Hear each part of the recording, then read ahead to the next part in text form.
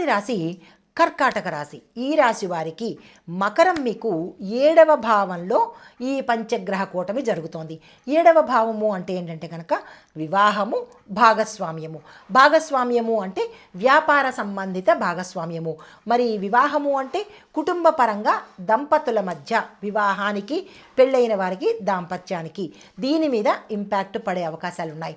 అయితే మరి ఫలితాలు ఏంటంటే కనుక దాంపత్యంలో అనగా కుటుంబంలో ఒత్తిడి, భార్యాభర్తల మధ్య గొడవలు రావడము, కుటుంబంలో విచ్ఛిన్నం జరగడము, కొంచెం దూరం అయ్యే అవకాశాలు, ఇలాంటి ప్రభావము తీవ్రంగా కనబడుతోంది. ఈ విషయంలో జాగ్రత్తలు తీసుకోండి.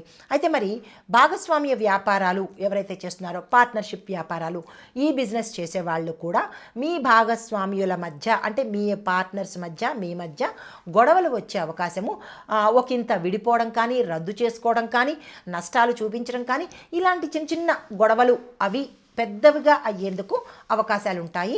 పార్ట్నర్షిప్ బిజినెస్ ఎవరైతే చేస్తున్నారో అది వ్యక్తిగతంగా కావచ్చు, లేదా సంస్థ నుంచి సంస్థగా కావచ్చు, అంటే B2B కావచ్చు, పర్సన్ టు పర్సన్ కావచ్చు, లేదా ఫారెన్ ట్రేడ్ అంటే విదేశాలతో చేసే వ్యాపారాలు కావచ్చు.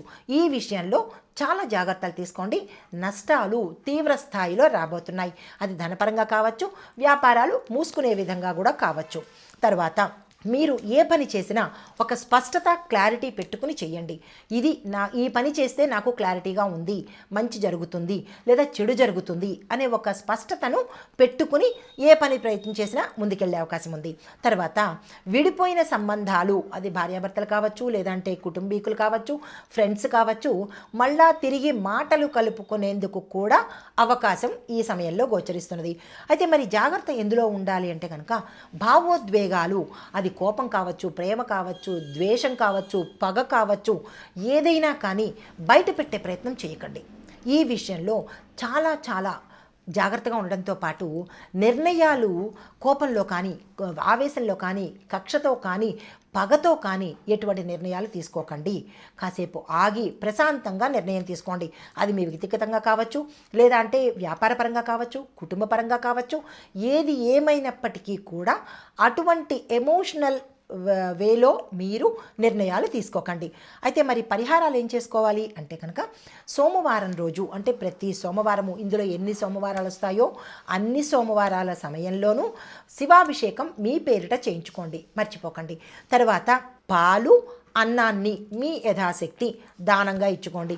పేదవాళ్ళకి, పసిపిల్లలకి, లేదా అంటే బీదవారికి, ఇలాగా మీరు ఎవరికైతే ఇవ్వాలని అనుకుంటున్నారో వారికి ఈ 2 వస్తువులు దానంగా ఇచ్చే ప్రయత్నం చేయండి.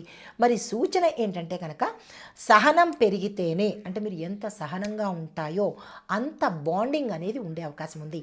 అంటే సంబంధాలు బలంగా ఉంటాయన్నమాట. ఈ ఒక్క విషయాన్ని, అది మీరు కుటుంబంలో కావచ్చు, లేదా మీరు పనిచేసే సంస్థల్లో కావచ్చు, ఈ విషయాన్ని గుర్తుపెట్టుకున్నట్టయితే ఈ పంచగ్రహ కూటమి మీకు రాజయోగాన్ని తెచ్చే అవకాశం ఉంది.